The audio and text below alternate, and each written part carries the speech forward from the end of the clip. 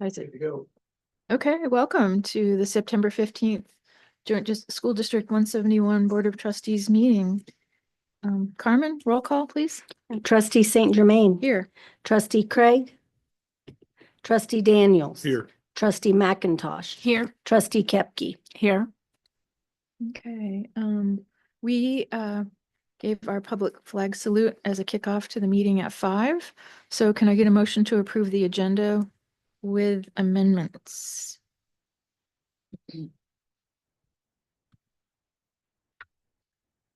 I'll make a motion to approve the agenda with the amendments as presented. I'll second. Any discussion? Just an FYI on those amendments. Our deadline to the paper is pretty early in the week, Tuesday. So I put everything on there that goes on there after that as an amendment, but it's been on the agenda that's been shared and, the whole time. But just so you know, the practice is if I don't make it in the paper and it comes up after, then you'll see it as an amendment. Great, thank you for that clarification. Any further discussion? All those in favor? Aye. Aye. All Aye, motion carries. Thank you. Can we get a motion to approve the August 18th, 2025 regular meeting minutes? I'll make a motion to approve the August 18th, 2025 regular meeting minutes as presented. I'll second. Any discussion?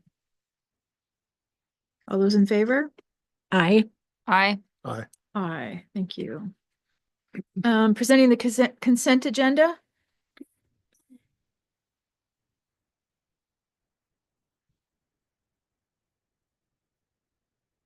Get a motion? I'll make a motion to present the consent agenda as per. I just messed the motion up. I was trying to Approve. read. Go ahead, Taylor. I was trying to read. I'll make a motion that we approve the consent agenda as presented. I'll second it. Okay, any discussion? Any questions? The only question that I had, and I was looking, is on the summary report where we have the percent of actual budget, some of it is like within the 47 almost, and some of it's 50%. Is that expected for those line items? Is that being this early on into the school year? Is that kind of trending where we usually are? Is that something that's at risk that we should be concerned about? Which line are you looking at? So there's just Probably a the state couple of them. revenue. State revenue, insurance. We have to pay the insurance. Right, but I just, That was a is that pretty something, hefty- is it at risk that it's 50%, or is that like, no, that's to be expected? It's probably paid twice a year. So And like the state revenue, that's just, you can see we've received the 47%. That's normal paid cycles. Okay. Brittany could speak to that, but I think that's like Teresa said, twice a year. Gotcha. I was just curious. I just didn't know if that was something we should be paying close attention to, or if they were, no, that's, So that's the benefit of this summary format that I asked for several years ago, was that it's a big picture. Are we aligning our expenditures with the overall revenue? And so I always have questions.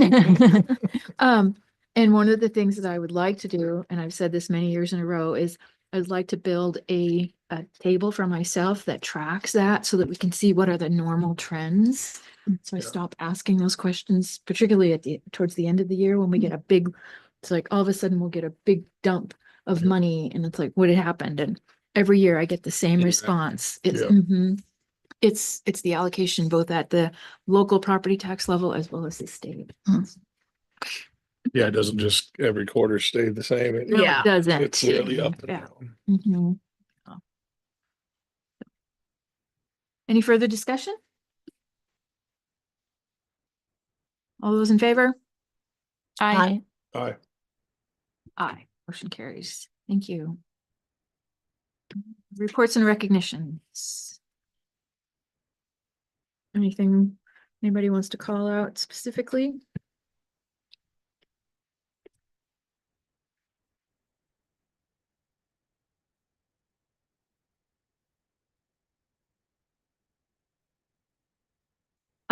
Just in general, for everybody that decided to come back and stay on our team, I appreciate that. I think we should celebrate all of the folks that are returning and stick with us. We have way more hires and separations, as Taylor and I Yeah. were talking about earlier. Yeah. So it's pretty exciting. Yeah, exactly. And so really a shout out to Farah, because I know that she works really hard and comes up with creative solutions to help us meet that need. So, I was gonna read this one Denise posted about Miss Bushy and the entire kindergarten team, just because we just looked through all the numbers and how well, but to the kindergarten team for the outstanding work in organizing and carrying out a very successful kindergarten soft start pilot this fall. Great job to those guys to do that. And we saw it in the numbers we just looked at, which is pretty cool, mhm. how well our kindergartners are doing.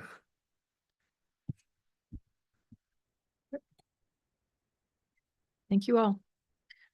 Okay, so moving on to committee reports. Any questions for the building folks? Or program reports?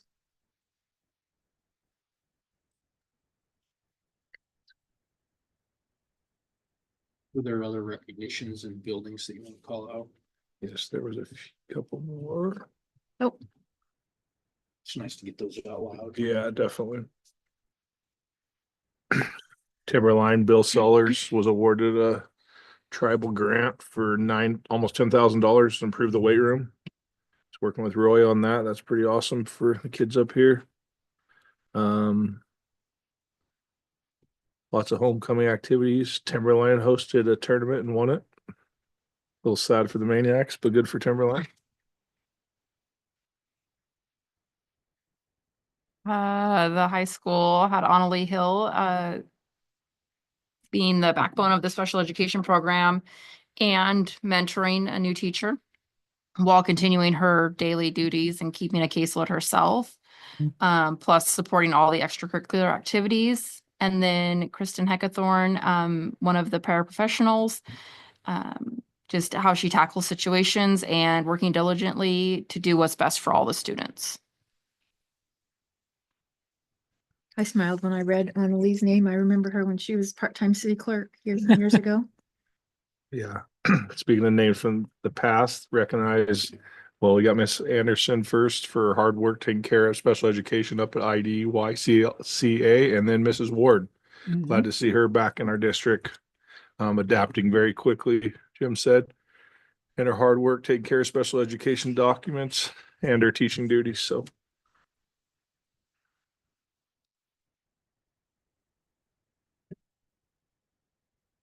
that was the main ones that I had seen earlier today. Any questions on building or program reports? They're all great reports, like always. Lots of information. There's a lot going on. Yeah, Yeah. there it is. And then, and I don't know, did we mention it at the last meeting, the mural out here? If everybody got a chance to look at that, that's amazing. Yeah, the Oh. Alumni Yeah, Foundation. that the Alumni A good- Foundation good took care of. contribution. Yeah. Superintendent report. Do you want to give some highlights?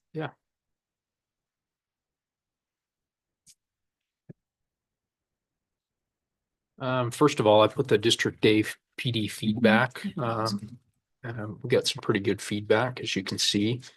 We used star ratings this time, and just as a general overview, it was the day was worthwhile to most people, as you can see. Well, 97% attendance. I thought that was pretty Yeah. cool. Really Mhm. awesome. Yeah, our staff really did a good job, and we had a lot of our leadership as well as some teachers present, and those were very well received. We learned to communicate effectively because we said mandatory custodial training to go see Roy, and all staff thought it was mandatory for them to go see Roy. Roy was popular, and that was funny. Anyway, as you can see with the title, you've seen the sessions, the agenda before, but there were a lot of really good sessions and well attended, and mostly it went very well. So we're continuing to collect this kind of information and then refine, as we prepare for the next one. I was a little surprised at the low attendance in the Understanding Your Employee Assistance Program. And we added that a year ago, and we hope it's being used. It might be because the lady did a really good job speaking to it. Yeah, just in with the so morning many- In the session. morning session, she did a really Oh, good job okay. speaking to it. Oh, I left there, I learned a bunch of stuff actually. Yeah. oh, okay, So good. I did that- not that know Could that. be it. Yeah, she did a really good job. Oh, excellent. Good. She, everything but being a St. Mary's grad, she was pretty good, right? She even told us that. She was a lumberjack, Funny. but yeah, she did really good.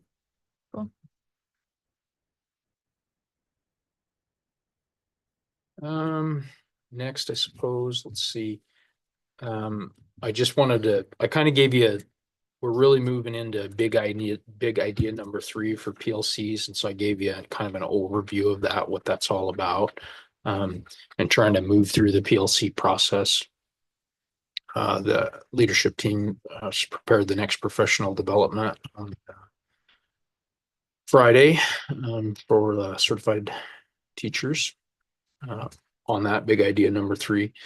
We have, as you know, through the grant, we have a state coach and she's kind of phasing out this year and we're supposed to be taking over ownership of the whole process and our team's eager to do that. So, and that's not sarcastic. They're anxious to take charge and own that process. So that'll be good. As she phases out and we kind of get through the full cycle of it. We have a lot of new staff. So we're trying to balance like getting our new staff up to speed and on teams and then but at the same time, not hold back because we have a lot of staff that are ready to go.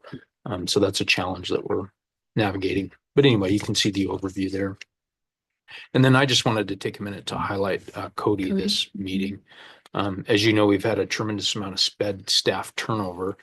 And Cody has done a really nice job of, the whole process, helping recruit and participating in interviews, hiring, supporting them. Sometimes we have to move assignments, and he's been instrumental in making sure those transitions are effective. So appreciate Cody. He also is very active in our leadership team and supports the buildings with PLC work in addition to SPED, anything they need. And I believe I mentioned this last year, but I actually had a young lady who is a para go on and on about how wonderful it was to be a para and work on your team. It's awesome. Yeah, yeah, it was good. Cody does like to wear maroon once in a while, and that's not really a sanctioned color of our district. So I do like to give him a hard time for being a Cub, as fierce as that sounds. Oh, you mean that's not a expression of independence?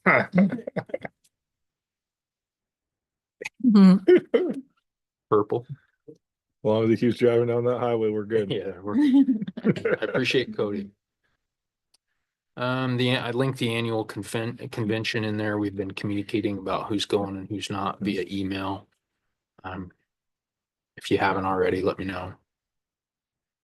I do have a question. There is a regional leadership event on September 30th, I believe, and I am going to be in Kirkland, so can't attend.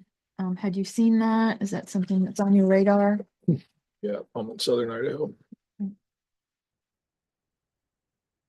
I think Brian told me he was interested in attending that. Did any of the rest of you tell me that? Okay, I have it in email, but I'm pretty sure Brian was interested. Good. Yeah, I don't know if I can attend that one, but I can do the Coeur d'Alene one. Yeah, it was pretty worthwhile last year in Moscow. It was, I did enjoy it. Yeah, that one was good. Mhm, yeah, I like the regional events. It kind of set the stage for the annual convention too, some of the stuff. So it was, Yeah, you get to learn all about the resolutions and get a deeper understanding of it. Yeah. Mhm.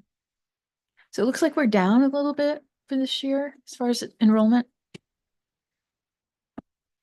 Let me look at the overall again. Says we're down from 41. I was gonna gonna At ask the that. beginning of the year, we have a But- tremendous amount of change. So Mm. in a month, if we're down, we'll See, be pretty concerned. well, that was Okay. Let's see.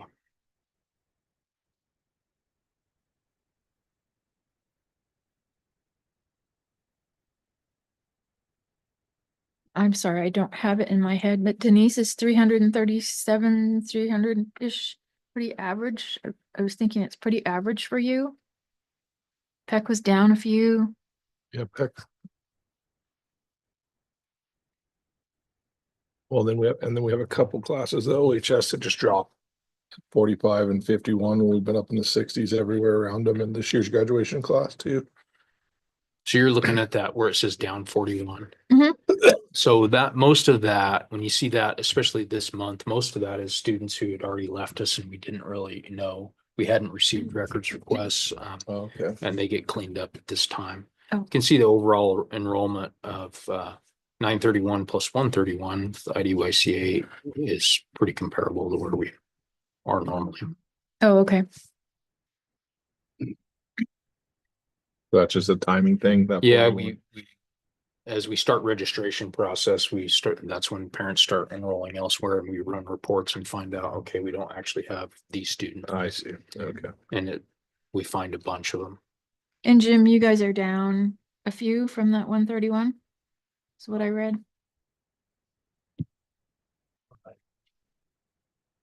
Mhm. Our goal is different. We try to get, usually try to get a higher percentage of what required. They told us that we don't get additional monies for those in the budget side, so they said they were in stick to the goal that we have set. So we brought out less kids than we thought. Funding driven. Okay. You have another big class lined up, it looked like, though. Coming. Yeah, we were completely full again this year. Awesome. We had this, came home, but it's tracking all the way. Good. Okay, any further questions for Superintendent Hunter?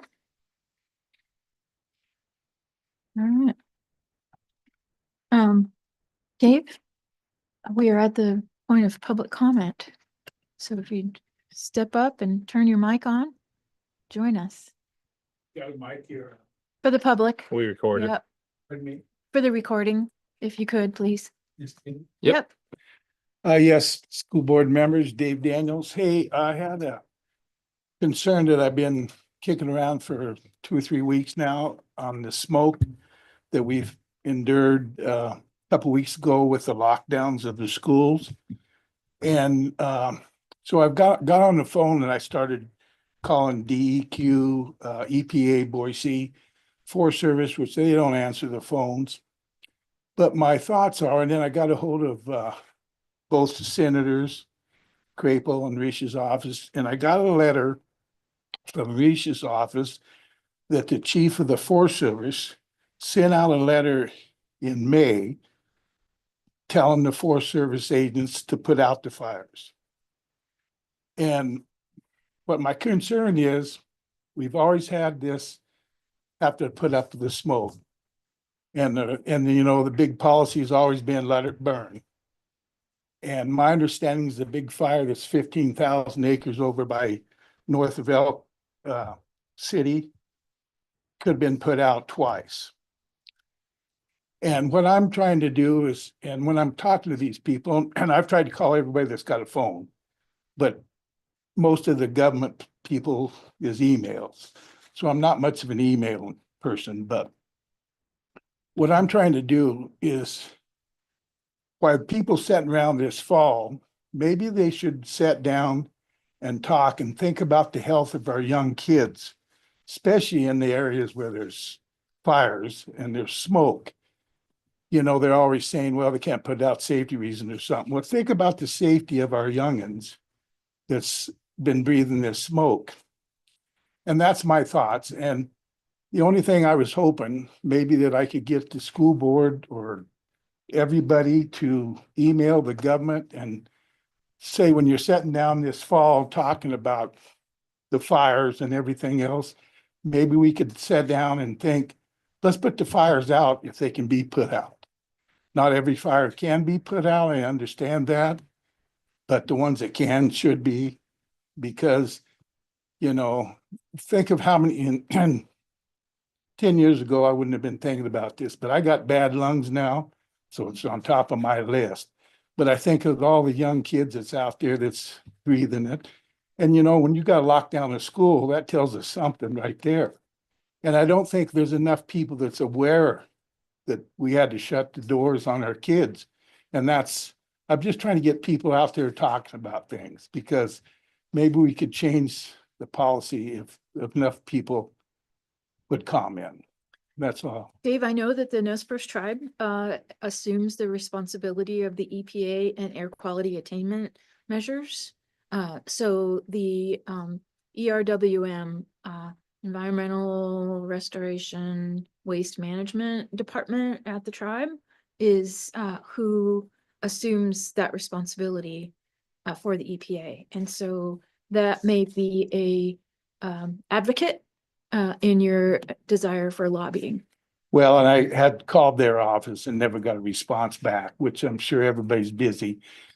And I even has talked to Bonnie, the editor down at the paper, and she's gonna try to write something up too, because we just need to be more vocal, in my opinion, and maybe things can change, I don't know, it's hard to change big government, but it don't hurt for people to start thinking about that when they're sitting around talking, but I'll try the tribe again, because I have heard that they have pretty good response on stuff like that. Yeah, I don't have the gal's name on the tip of my brain because it's been so many years, but I do know her personally, and I'll dig that up and I'll call you. You bet. So you have a name. Yeah, because I know you guys could probably have more of a say than me, Thank you.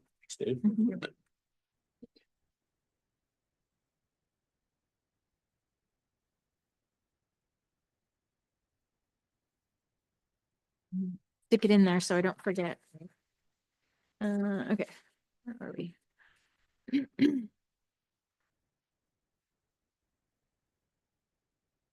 just so you know, it's not an agenda item for discussion, and so there can't be any further discussion about that topic. Okay, I didn't want you to think we were blowing you off. Okay. So now we move into discussion and actions. Surplus. I created a spreadsheet and I'm just going to keep this document linked to our agendas so that cool. it's in front of everybody. I linked the policy in there so you can see the categories, and then I put a comment there in F4 that basically says if it's $1,000 or greater, we have to go through full process with bid, sealed bids, et cetera, which requires board approval. Same thing with similar process between 5 and 1,000.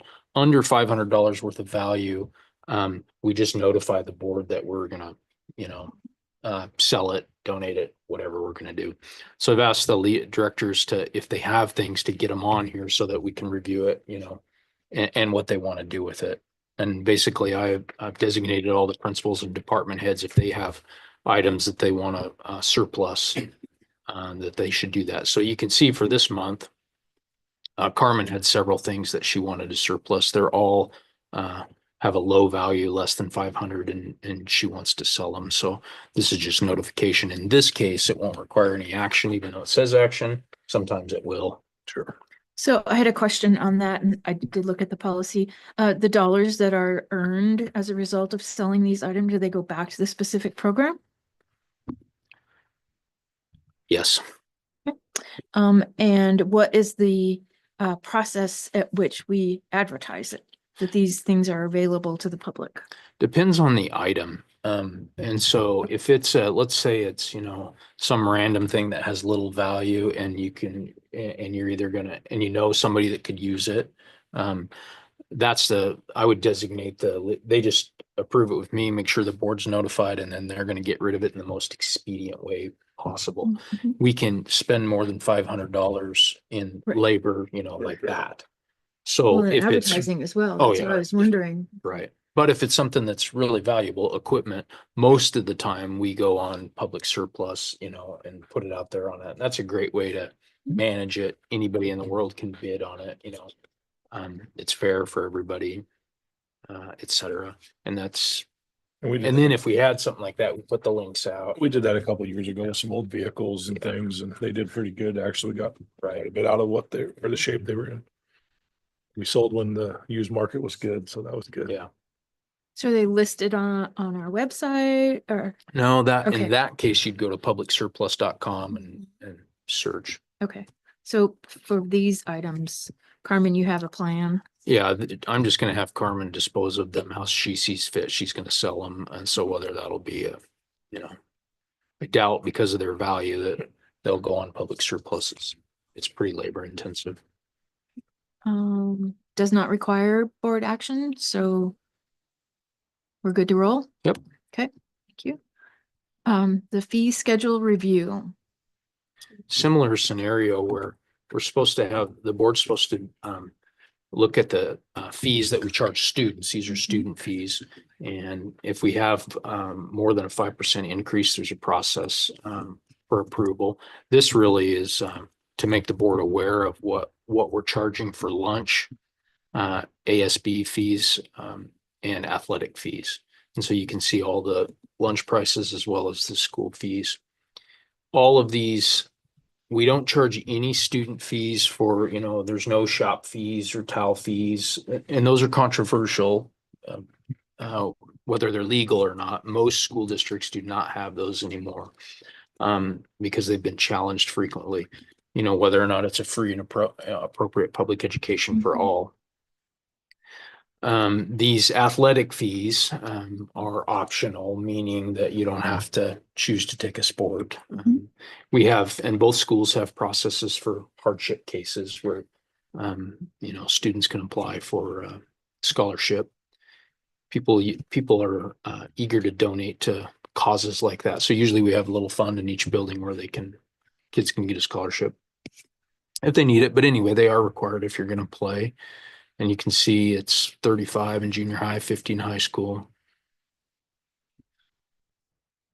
ASB 25 at Timberline, So 32 at Orofino. we're at 5% for the adult lunch fee. So does that require a board action? Carmen? I wouldn't think so. That is just, school lunch is for students. We just allow, adults to buy if they want to. And this is set by the state. We don't have a lot of control over the price. We have to charge adults. So it's not a student fee, actually. It's just for those adults there who may want to come in and buy something from the kitchen. We have to have a dollar amount attached to it. So the 4.5% increase for elementary, Mhm. that's state driven? We are required to raise a percentage if we're not at the cost that it costs us, the amount of reimbursement we're getting, Mhm. we have to increase a minimum of 10 cents per year. But Okay, it's an average across districts, so I can raise the elementary 15 cents and it equals the 10-cent average across. So that's why the high school was raised last year and this year it was the elementary. okay, thank you. Still pretty reasonable though for a good lunch. Yeah. $3.50. I don't know where you can get it in the store for that. Oh, gosh. No. Okay, any other questions on the fee schedule and review? And that also is identified as action, but it does not cause. Let's take a look real quick. 7,500 is the policy. I'm going to scroll through it real quick.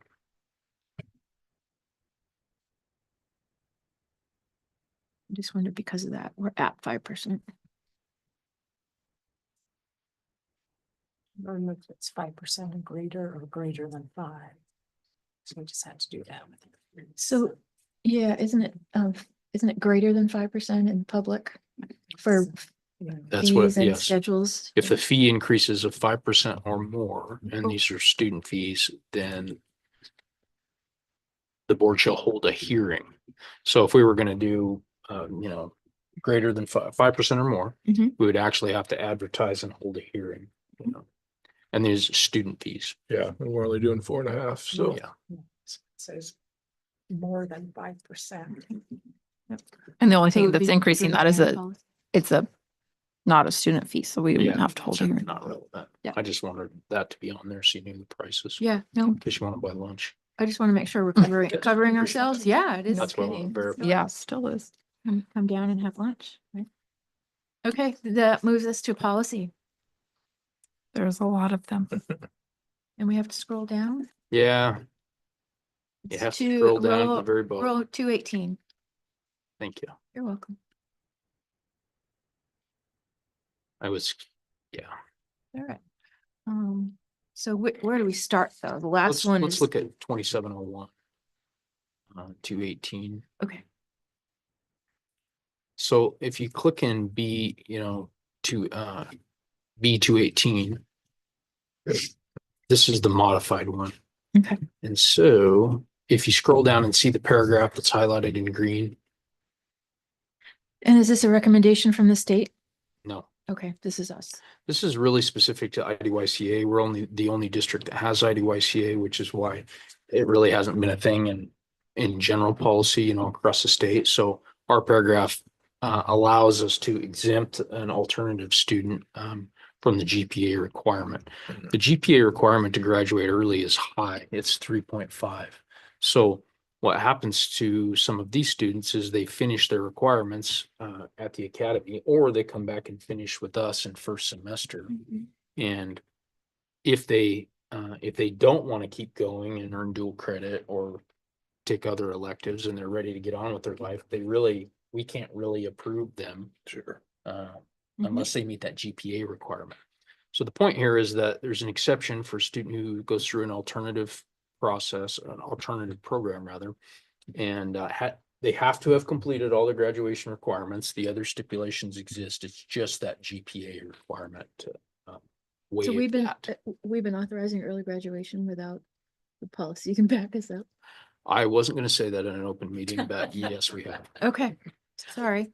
I'm just, You're being transparent. thank you for helping align us to where we need to be. Yeah, we've recognized that we've had some students come back and really, you know, the student that's worked hard to get through IDYCA and is ready to go, it's illogical to be like, no, you're going to stay here and take some electives, and you know, it's just, it doesn't make sense. Yeah, the question No, is, have they met the requirements? Yeah. And so- We wouldn't, they all have to meet the graduation requirements. So are we looking at changing the cumulative point average? Or, Just this paragraph, we're not going to require them to meet this.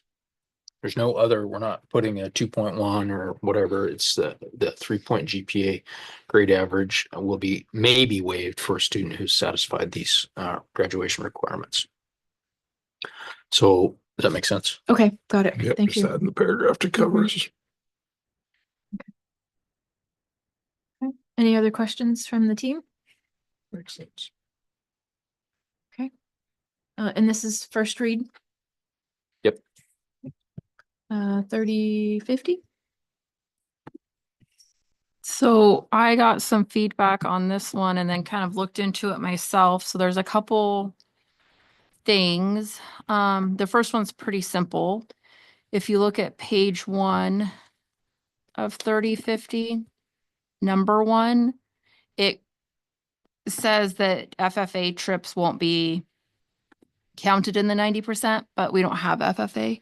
So the concern is that 4-H isn't addressed in there, and that it should really be 4-H and FFA, or eliminate FFA and put 4-H in. But I mean, I don't think there's any harm in case FFA comes back at some point, but that 4-H isn't specifically addressed in the policy. So that could cause some confusion on what category 4-H would fall into.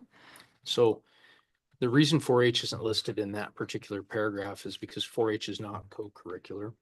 These activities are co-curricular, so meaning they exist because of they're a lot connected to a class that we have. We don't have FFA. That's standard language that, you know, obviously came from ISBA's policy. We could have it, but we don't currently. These other things like sporting, cheerleading, etc., they're either extra or co-curricular. So that's the key. And 4-H is 4-H has been excused, but has not been, you know, exempted from calculation. Mhm. Could be. I'm not saying we can't change that policy, but just explaining why it is, why it's written that way. So just for the benefit of the public and total clarity, co-curricular, meaning that it's part of our managed curriculum? In conjunction with the academics, music, you know, concert with a music class, field trip specific to, you know, science, or, you know, Camas counting field trip, co-curricular. So what about some of the CTE related trips? Would that be Co-curricular. considered an academic field trip? Yes. And another Okay. kind of side note on those is that those field trips are also reimbursable. Those activities, for funding purposes, in addition to our attendance policy, those students are counted present. they're in attendance for a co-curricular field trip. I think that makes sense. I think the concern kind of leads into the second concern, which is not as much about the calculation of the 90%. And it's really more about the potential of a teacher discretion on 10% reduction for credit makeup. And so really having the exception that, 4-H wouldn't, whether it counts in the 90% or not was not the concern. It was, does it qualify as an item that a teacher can deduct points? And that didn't seem reasonable to me, nor the people, that were kind of talking to me about this. I don't think it's reasonable to, when they can't participate in 4-H unless they miss school, and then therefore we're going to give it, one teacher might deduct 10%, one teacher might not. One teacher could for one student, but not another student. There's nothing that says one teacher who teaches a curriculum has to treat all students who miss for 4-H the same way. So they could say, well, for you, 10% deduction, but for you, no 10% deduction. And so having just that protection in there and that clarity, which leads into, the same concern. Number 4 on the first page lists out illness or hospitalizations verified by a doctor's statement, which is reasonable that that's not going to be calculated in the 90%. But down below, the first paragraph says what will be counted in the 90% is medical and dental appointments. And therefore, then also having the option for a 10% deduction. And really, I think the bottom line concern is saying medical or dental verified by a doctor's statement, not counting in the 90%, but medical or dental 4-H not counted, could be counted in the 90%, but not eligible for a 10% deduction in credit. I think is really just to provide that clarity and consistency for students, parents, teachers, that if you don't have a doctor's note, you're not in jeopardy of a 10% deduction, but it's going to count against you in your 90% calculation. And the same concern with 4-H. Principals, remind me, what's the practice with 4-H right now for coding? For coding, we do, it is considered a co-curricular, and it was for We- consistency and clarity across the teachers. I sent that to my staff that this is considered a co-curricular event and no penalization happening at all in the dean for those. So I sent my teachers that process. So they were. I thought a few years ago we had started deeming it extraordinary. Yeah, That's the word I was looking for. They did that this year and we did that. So if we clean that up in here, extraordinary, that should help. Yeah. And then the part about the medical and dental verified by a doctor's note, not counting in the 90%, but Yeah. without a doctor's note, it counts for you, the 90%, but not eligible for the 10% deduction. I tend to think that the way that I read that is that that's scheduling the family is participating in the scheduling event, and they could choose to schedule outside of normal class time, and then it wouldn't impact our attendance. Whereas if they do, Most doctors aren't open on Friday, Chris. That's what, cause we try to do it. We can't get into anybody on Most Fridays. doctors aren't, and the doctors that are, they're going to book up really quickly. And if I have to get a physical you have to have it before the sport starts, and then everybody has to get a physical, and you try to get in and it doesn't happen, and when you're talking individual practitioners are breaking off of larger facilities and they're not open. And we're in a rural area with limited access anyways. The intent here in this paragraph, it could be written better, I think. The intent actually is to ensure that they're actually going to medical or dental appointments. Mhm. And so if they it's easy to get notes, they'll email us, for sure. And then they don't even count. So we really don't want a scenario where, well, we went to the doctor, but they didn't. I agree.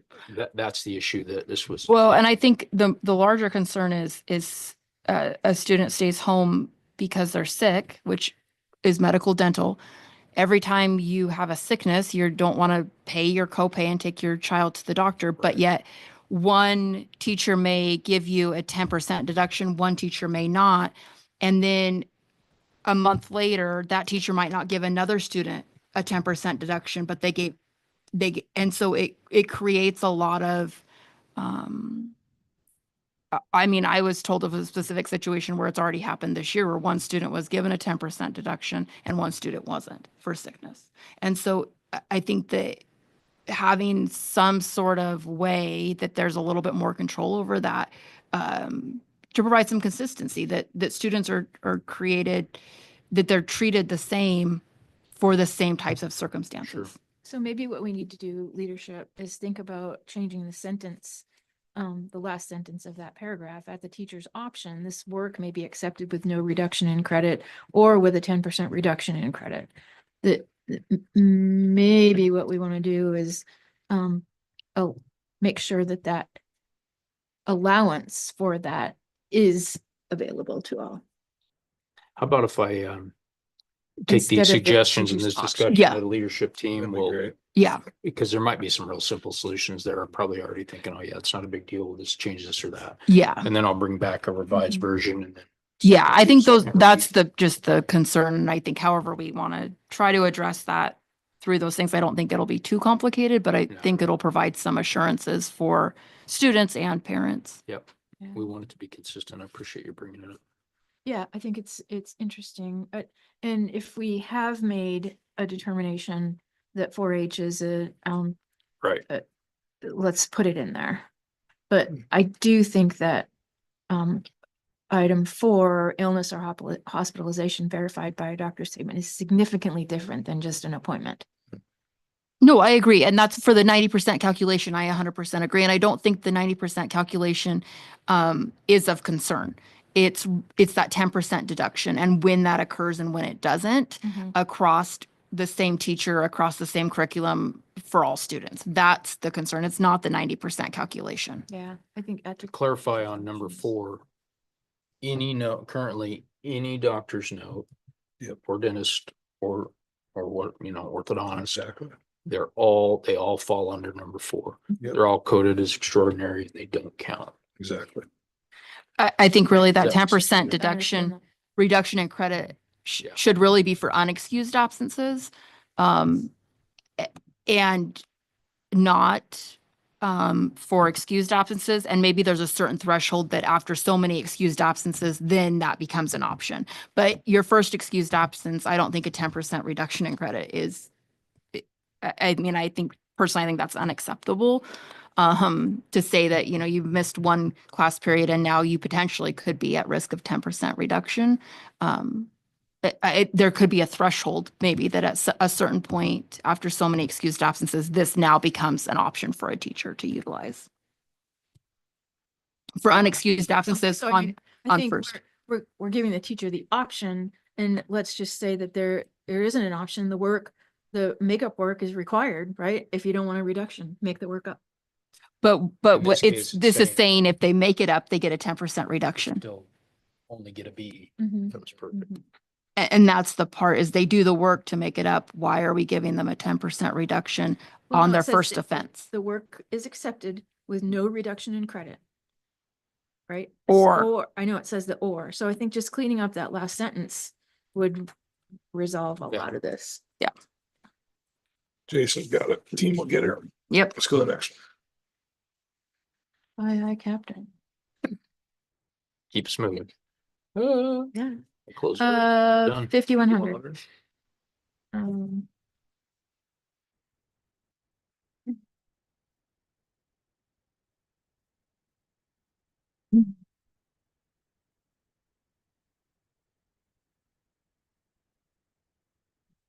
This.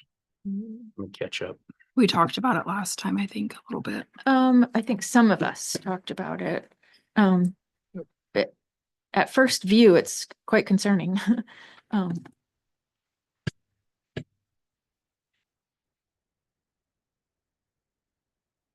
We talked about it at the last meeting when we were at IDYC.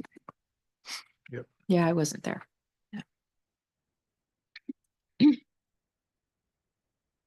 Where's it? You were online, right? Yeah, I don't remember. I'm almost there.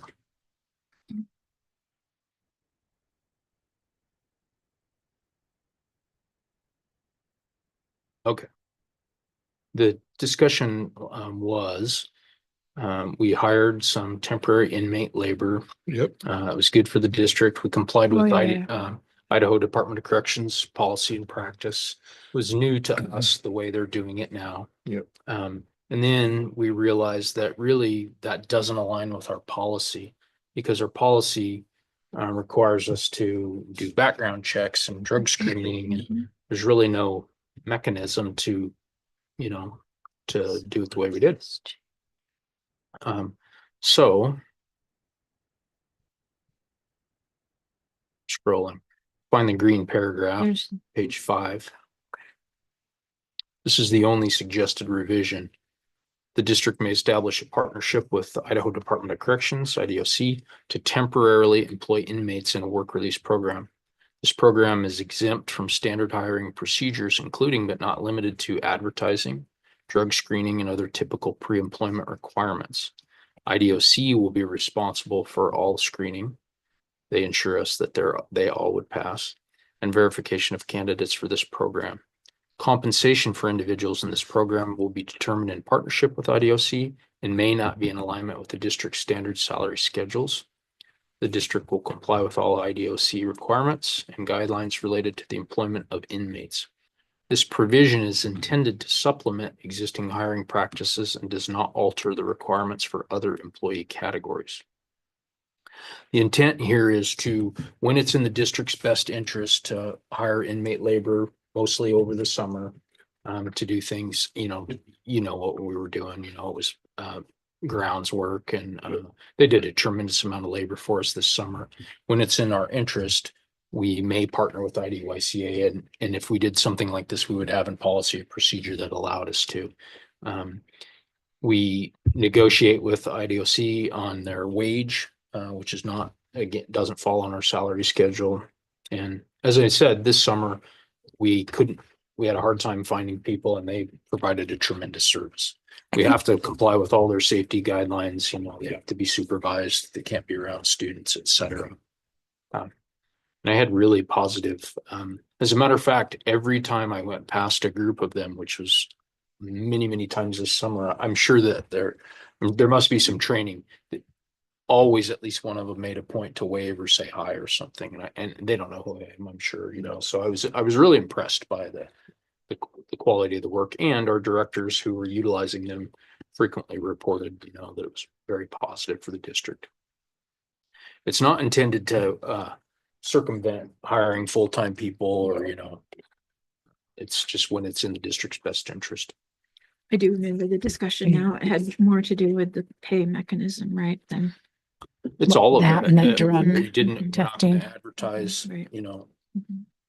not gonna pay on this, all those things that I read. Yeah, I remember it. So it's kind of an afterthought that we realized,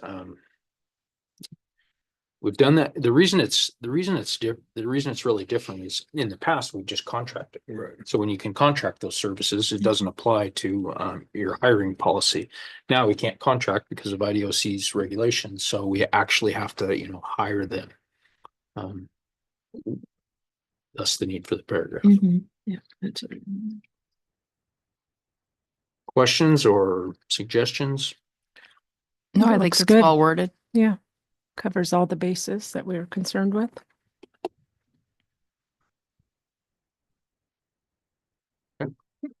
That's policy.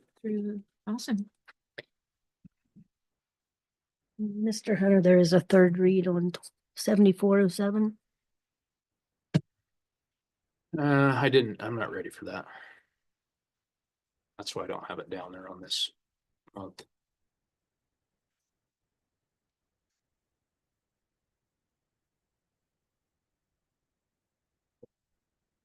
One of the months.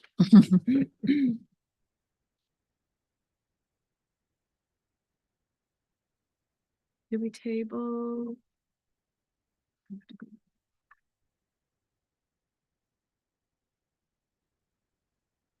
Okay, so there'll be second read next month.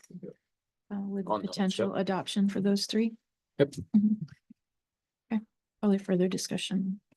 Okay, moving on, Orofino Elementary School roof bid proposal. You want to share? Roy?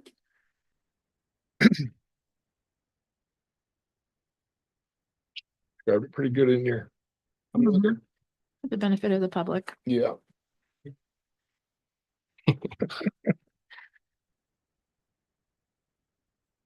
Your mic on, yeah, thank you.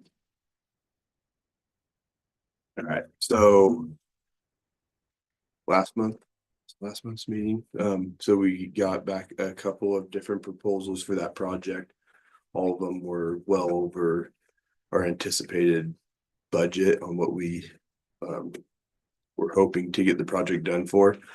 So what I am asking for from you guys is approval to go back out for a rebid. With changing the job, it would be about half the square footage, and it would not be a complete tear off and relay. It'll just be a layover. Positives and negatives of that. There's certain things that we won't be able to inspect on the roof doing the layover, but the cost is going to be a third, if that. So it's going to save us a lot of money, and there's still one of the companies that I've been talking to a lot about it, like their 40 mil roof, it still carries a 15-year warranty on the material. Not as much on the labor end as they would if they did a complete tear off, because there's some unforeseen things that can happen with the way that it adheres to what we have. But the roof material itself still has a pretty good warranty with it. For the situation we're in, I think it's our best option. And you can see the image. Yeah, I like that. So, No gym, no library, but everything else pretty much. Yep, the wings are the main, and then the hallway connecting the wings. Those are where we have the majority of our issues. how do they deal with that overlap? How do they integrate that? Does that They're- become a problem area? Yeah, it does. That's our main problem right now, which is what needs to be addressed. But when they bring their sheets out, they're huge rolls where basically 2 sheets will cover the whole wing. So there's less Oh, wow. seams and stuff than what they used to do. You know, a lot of the seams that we have right now are every 10 feet. These ones they bring out in 100-foot rolls, and it's a lot less that can go wrong with stitching and when they weld the two together, basically. To the heat weld Mhm. process? Yep. Hopefully we can afford it. Yeah, I think we have to go back up to bid. I don't think we have any other choices, so. We felt better once we found we could get a decent warranty. Yeah, I agree. Yeah. Mhm.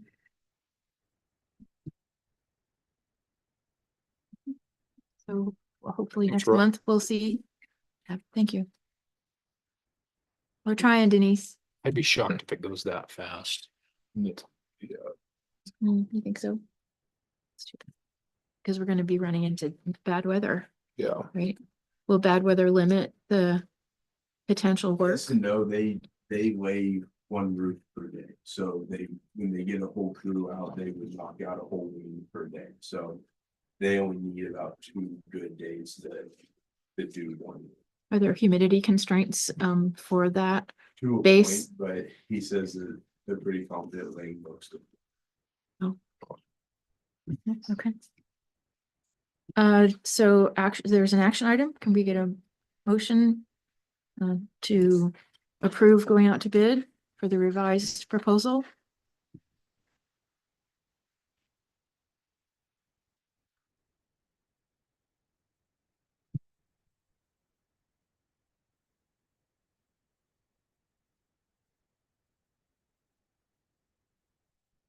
I'll make a motion to approve a bid proposal or obtain bid proposals for the Orofino Elementary roof.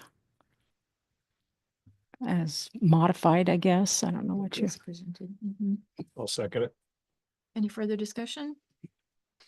All those in favor? Aye. Aye. Aye, thank you. Thank you, Lori. Bus routes.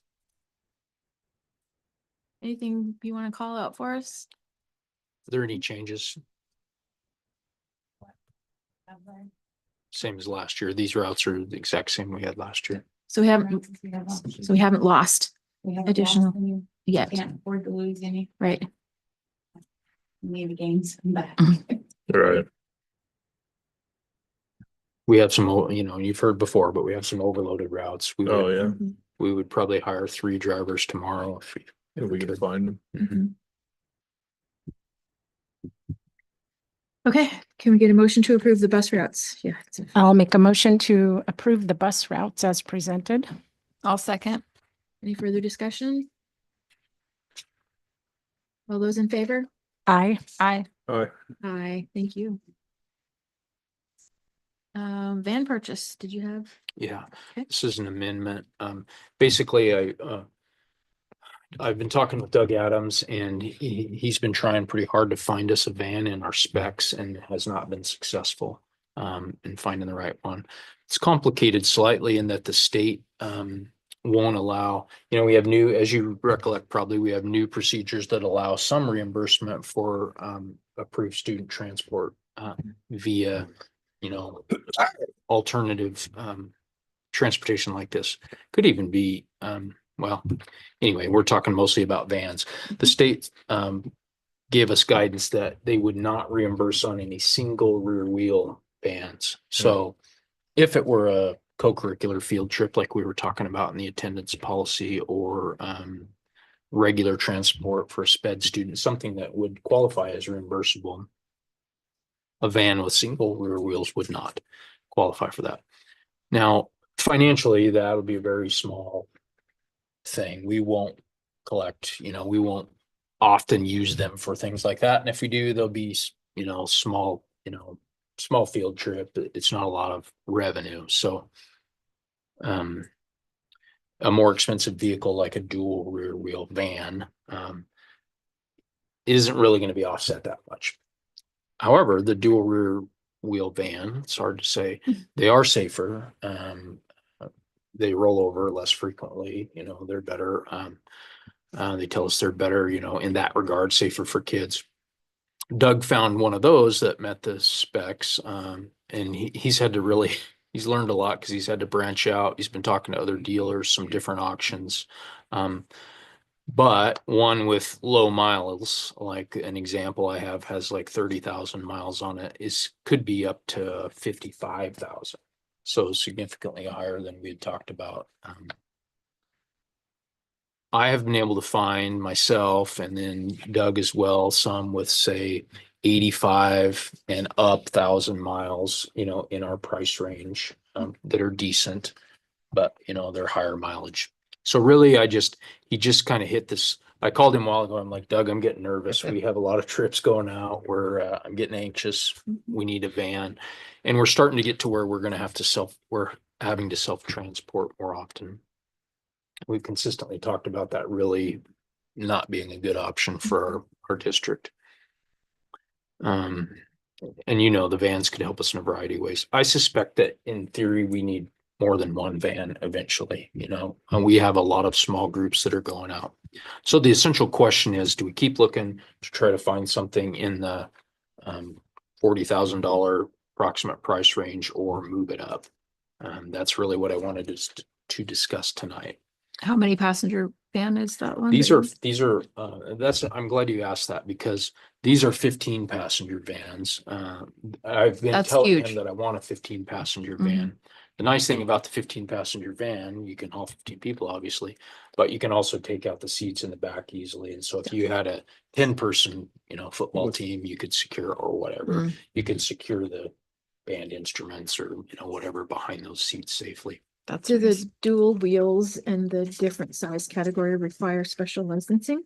No, all of those are not CDL. If you go beyond 15, it's CDL required. The state does require us to do some driver training. We would have to have some protocols in place for our staff to drive them. Yeah, if 15 is the maximum that you can use before getting a CDL, I definitely think if we're gonna purchase one, we should go with that. Because we want to get the most out of it, the biggest that we can. Is that training readily available? It'll be very simple. Like a self-paced webinar thing or something? Yep. Mhm. Oh, okay. Trying to see if there was anything. This isn't, I'm not suggesting we necessarily buy this one. He just showed me this one as a sample. And it had about 30,000 miles. It's in pretty good shape, you know, That's low but it's miles. gonna Yeah. be, So this what's, one is a 24. Like I said, it's a V6, 15 passengers, and probably it's an auction, so he really wasn't sure on the price, but it wouldn't surprise me if it didn't end up being 52, you know, north of 50.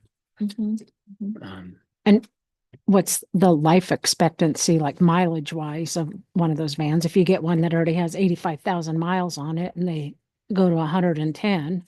Well, and like I was talking earlier with this spread out as some of our places are that we have to travel, the miles are gonna add up on, because I'm sure it's gonna be utilized a lot. So the Mhm. miles are gonna add up. So the lower the miles we can get, the better. I mean, I'd rather pay more and get lower miles to ensure that we get the longevity out of it.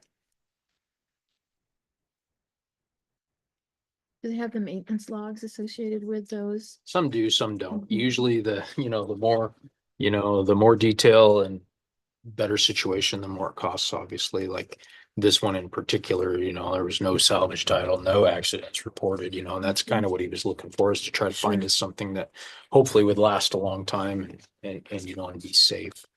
So is the ask to increase to a certain level and then authorize Doug to bid on the auction? My ask to you is to probably increase to a certain level, and then I want to manage that with Doug.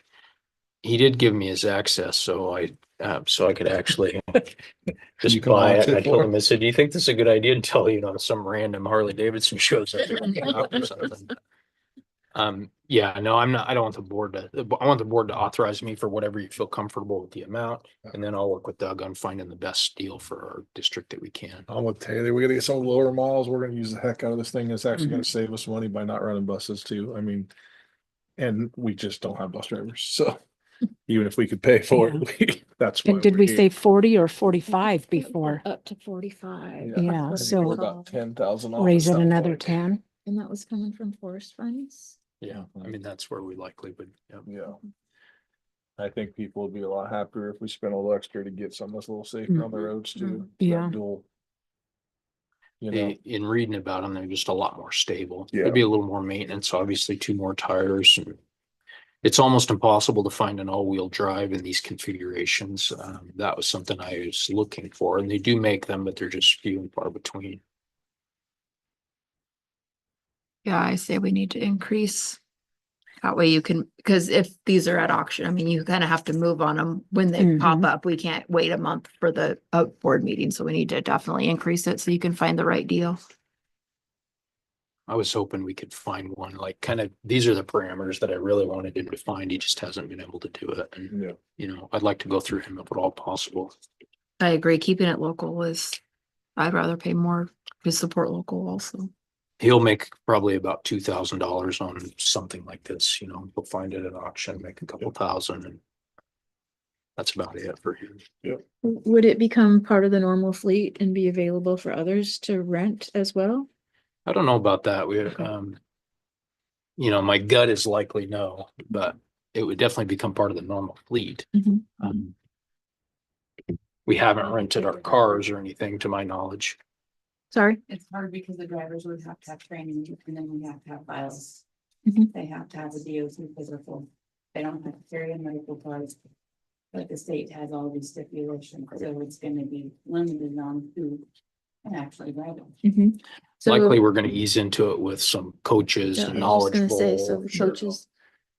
the coaches will work through that whole process. All the principals bringing their teachers to professional development or, you know, things like that. One thing I don't have to put in for the bus driver now, I'll just be the van driver, so this will be way better. Yeah. That book I took home today, I'll study. It's not, obviously, this piece to the puzzle is not the end all, but it's one thing I Yeah. think we really want to transport our kids in yellow school buses whenever we can. We Sure. need to keep trying to find drivers, but There's we so need some many, flexibility. so also. many things that 15-person van's gonna haul though. Mhm. Sports and activities and Sure. bands and choirs. And I think once we have one, the problem will be figuring out who doesn't get to use it. Yeah. Yeah, it's gonna be, yeah, everyone's gonna want to use it. I wish we had a range. Can we do a range, Chris? So, well, I wish we had a range from Doug, you know, Yeah. this is what kind of what you're looking for, but we can do a range. I'm thinking like a Certainly with a 50 to maximum. 60. With a maximum, I think we Just could a just say a maximum. maximum Yeah. in Yeah. the motion. Let's do a maximum. Best deal we Yeah. can. Yeah, to be good stewards of the money, but give a maximum that we could go. And if the board's not comfortable with that, we can stay at the 40 and it'll just be likely a higher mileage. Let's, our balance in forest funds is Brittany still on? Where do I find it? It's down to. It's sufficient. You can see it in the audit, but you'd have to look it up. Yeah, it was really good. Couple months ago. I understand it's.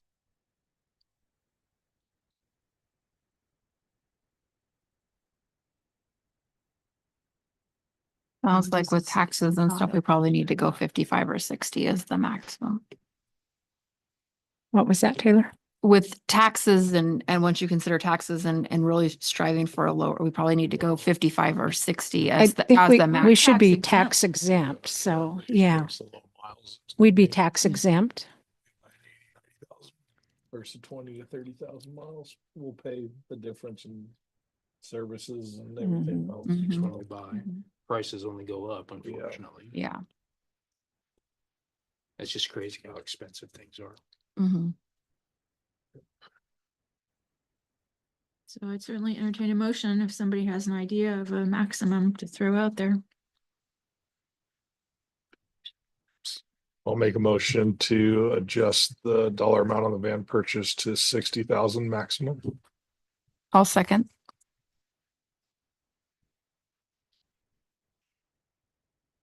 Any discussion on 60,000?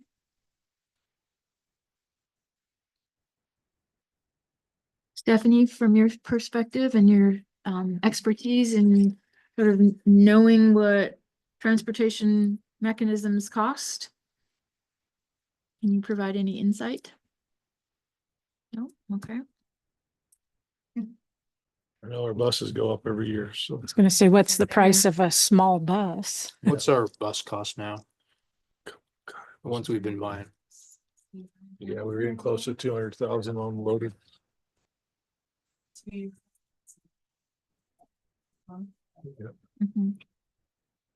We have one on order and we're looking at June 22nd to get that. Wow.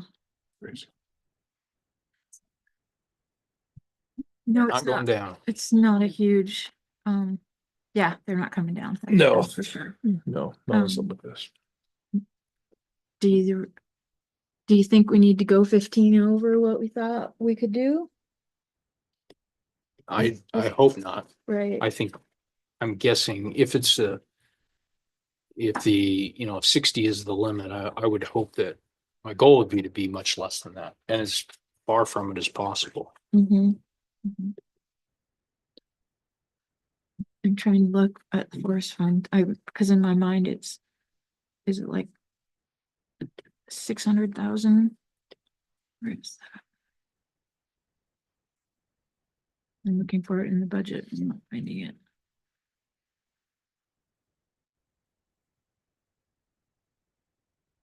Because this is only expenditures, that's why Yeah. I'm not finding it. Probably need a balance sheet to Yeah.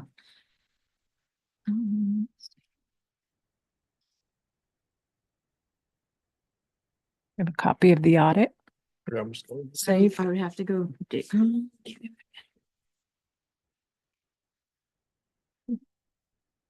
We have about 4 million serves total. Two. Okay, so.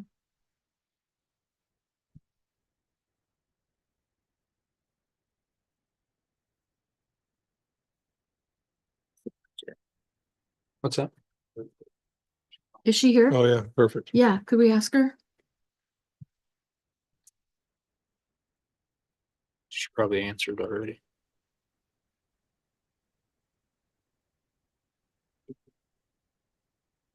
Brittany, can you hear us? Yes, can you hear me? Ah, wonderful, thank you. Hey, We- can you give us Yeah, a we have just over 2 million. over 2 million? Okay. Yeah.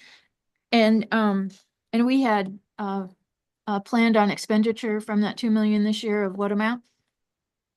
So we always have to budget out exactly how much we have in that fund. It just depends on if we're gonna spend it or not. So there's always an amount budgeted to expenses, but we don't always have to spend them.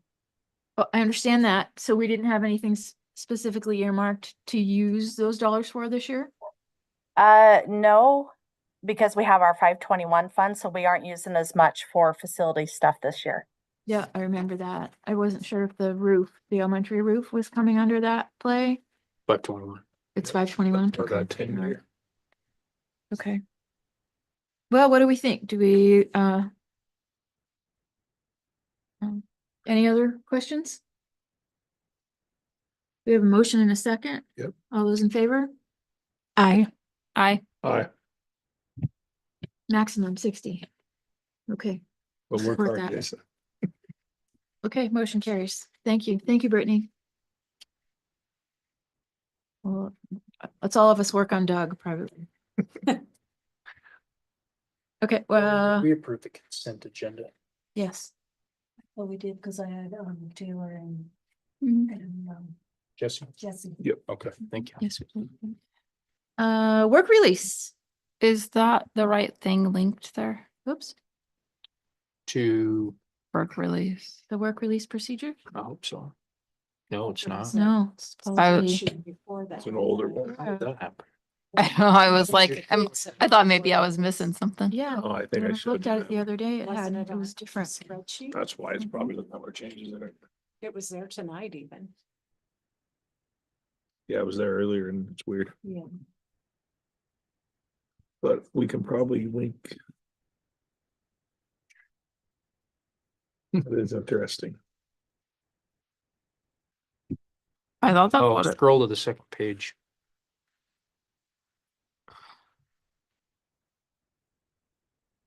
Oh, So what happened there was my mistake. What I do on these is find the right, I figured out that if you find the right pages, you could print it to PDF, and take the PDF out of the PDF. So first page is not the right page. So anyway, we're not really going through this policy, although Jesse pointed out that we changed it to say a minimum of junior in high school, which this version that I have here doesn't show that. So I'll get that corrected. These are procedures. If you recall, we Mhm. adopted a few last year, maybe. And so anyway, the principals, at least Becca, Corey, do you have any that are earning credit? Okay, both Yeah. principals have a list for you for approval. Where, To the list of, wasn't there like 3 or 4 on there? I never saw the list of it. When I looked at it, it's been this link. No, there's a list on there. That's what's weird. Is it like an X? No. Cause I was gonna ask about Tonable. I thought he was a senior. Ah, see, I knew I see it. I never saw a list. I was like, I know he was on there last year. He has to get 2.0, so how's he still a junior? Okay, good. Glad to hear he's on track. That's the type. Check from this afternoon. Okay, perfect. Where is it, Becca? Where's your list? Emailed it to you guys. Oh. This afternoon. Oh, that's where I saw it. Yeah, it was a policy. It I was, was like, okay. why should I just- There you go. Oh, I didn't get it. Oh, I knew I that's saw where- it. His junior. You probably sent it to my personal one. Corey, is that, And or Corey did you doesn't- email yours also, or?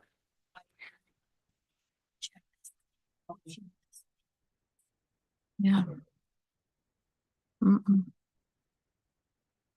I don't have it. Show it to you if I can find it again. Looked at it this morning. Do we get visibility to where they're going to work? If you would like to review any of the applications. I'm just curious of the skill sets they're going to learn.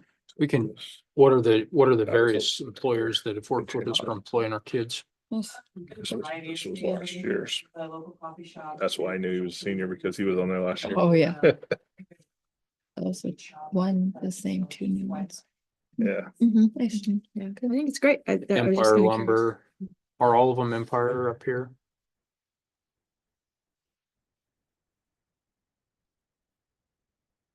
And so when we're awarding credit, we put these procedures in place for students who are earning credit. Right. We have many other seniors who don't do a full day because they don't need it, choose not to, and they may or may not be working in their time off. This is specific to students Credit. that we are awarding credit, Yeah. elective credit for their work experience. Mhm. I think it was a great idea to add where they're working, There. not on these ones, but the next ones. Yeah, I'd just be kind of curious of the And then diversity in the skill employee sets that they're services. learning. So, yeah, and we did drop it to a junior. Yes. Sorry, I wasn't, these four are all working in the same place, that's why it's the same period. Oh, that's cool. Did she share Four hers? seniors. And then Corey, you have 3? You have 4. Oh, 4. Oh, some more up here. You just sent it to us. Nice. Yeah, that's good. Nice. Awesome. Here it is.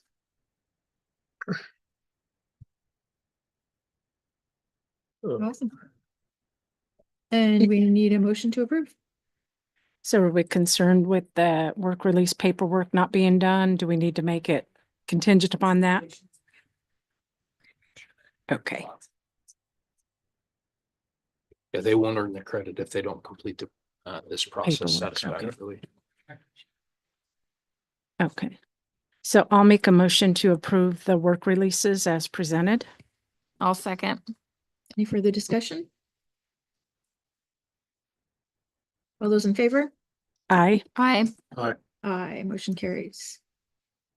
Our meeting dates, locations, and work session topics.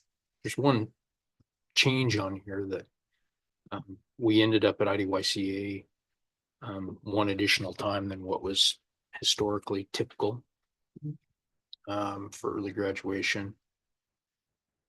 So you can see we have 3 for OES. Orofino Junior Senior High School. How many are there? 1, 2, 2. only 2. Beck, Cavendish. 1 each.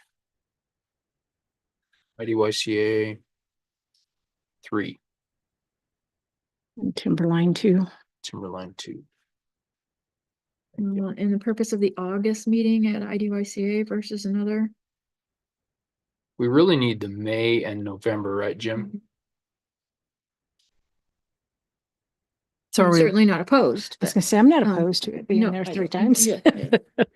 I was just wondering, is Oh, there, you did it, I'm not trying. When we have special meetings, we drive to Orofino, so. yeah, I'm not opposed, just Yeah. asking. We used to have, I'm sure that it was Orofino Junior Senior High School. Mm. But then it would be July back to back. Yeah. I think there was a shift there. I'd have to look back through old documents. Mhm. So. Strategic planning and safety in February, April, collaborative, professional, what is our strategic plan? That align with budgeting? I see the budget in June. That's when we have to pass it. Yeah, we talked with them in May, but Mhm. And then the teaching and learning in September.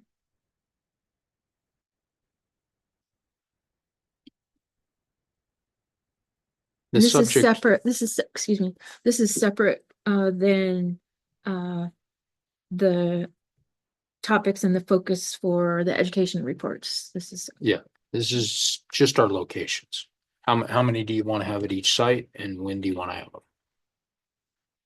yeah, I'm fine with it. I had moved on to the work session.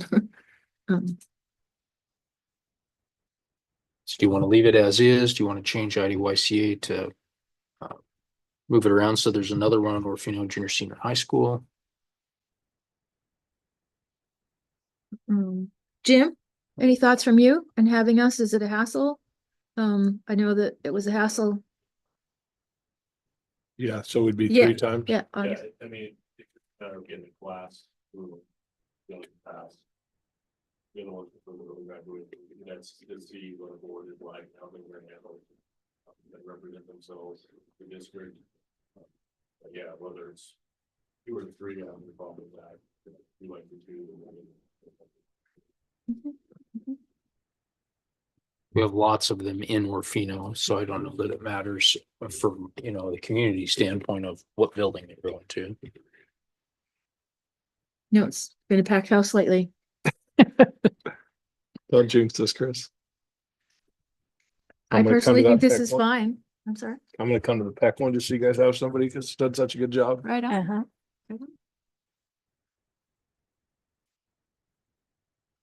We Okay. probably should leave it here at IDYCA or at Timberline, wherever we want to do it, just up here because there's already 5 in Orofino. And I didn't even count them in the calculation, but there's 5 in Orofino. So to try to keep it as equal as we can, it should be up here somewhere. Should we move from Timberline School Library to the cafeteria? How about you just leave it at Timberline and. Timberline and then we can Yeah, maybe decide, not yeah. specify. We just talked about it as all. Yeah. So I'm not sure. I want to think that through. Okay, well, It's a little more set up in there. closer to the lunchroom. And then the topics we can always add or change, right? Well, some things are set, like the CIP and the budget and the Yeah, audit, those are sort of yeah. set. Yeah. Those are work session. But yes, all we'd have to do is Yeah. advertise. We want to have a different work session or Mhm. special meeting. Okay, I think it's good. okay. I'll make a motion to approve the 2026 board meeting dates, locations, work session topics as presented. I'll second. Any further discussion? All those in favor? Aye. Aye. Aye. Aye, motion carries. Thank you very much. PEC, emergency closures, 26th and 27th of August. Due to water. We were out of Yeah, no water. water. Yeah. Was it just the school itself or was it more? No, it's the whole That's what I City, thought, yeah. yeah. city system down, and fortunately we have drinking water that because they also had a boil order after it was back up, and so but we have The a Culligan. water or- cooler, that Mhm. students drink Idaho, out of, so that helped us. Excellent, And they don't cook right. on site. Okay, can we get a motion to approve that event? I'll make a motion that we approve the Peck Elementary emergency closure from 8/26/2025 and 8/27/2025. I'll second that. Any further discussion? All those in favor? Aye. Aye. Aye. Aye, motion carries. Thank you. Do you want to approve the continuous improvement plan that we learned about tonight and team went through with us? I'll make a motion to approve the continuous improvement plan as presented. I'll second. Excellent. Any discussion? I just want to thank you for a thoughtful approach. In the right direction. Lofty goals. Yeah. Look Good job, forward to guys. it. All those in favor? Aye. Aye. Aye. Aye, motion carries. Supplemental contracts. I'll make a motion to approve the supplemental contracts as presented. I'll second that. Any discussion? All those in favor? Aye. Aye. Aye. Aye, motion carries. Emergency declaration, Orofino Junior Senior High School math teacher. When we're not able to find a certified candidate or somebody that qualifies for an alternate certificate, we have to declare an emergency in order to hire someone else. So that's the purpose of this.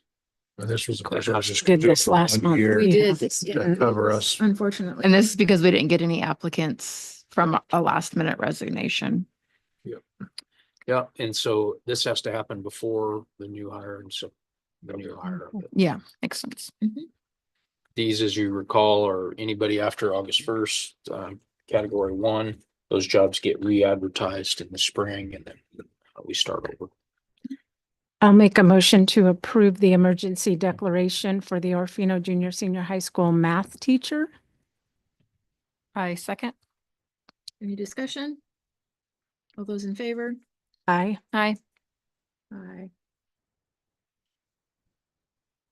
Aye. Motion carries. Thank All you. right, good job, Carl. New hires and separations. I'll make a motion to approve the new hires and separations as presented. I'll second. Any discussion? Just good to see more new hires than there is separations. Yes, Good and Child fair. Yes. full disclosure, I did participate in the Timberline science teacher interview. First time I got to participate, so it was good. That's been good being Thank part you. of it. Yep. Yeah, I've enjoyed it Yeah. once I've been on. First time I got to do that. Like I said, I got to hear the little student announcement in the morning. Okay, we have a motion and a second. All those in favor? Aye. Aye. Aye, motion carries. Thank you. To all that want to join the district. Okay, we have no need for executive session. No action from executive or board member input for future agenda items. Any ideas, questions, concerns? Hearing none, I'll accept a motion to adjourn. I'll make a motion to adjourn. I'll second it. All those in favor? Aye. Aye. Motion Aye. carries. Thank you very much. Thanks, Dave. everybody. Here, I want to give you this name.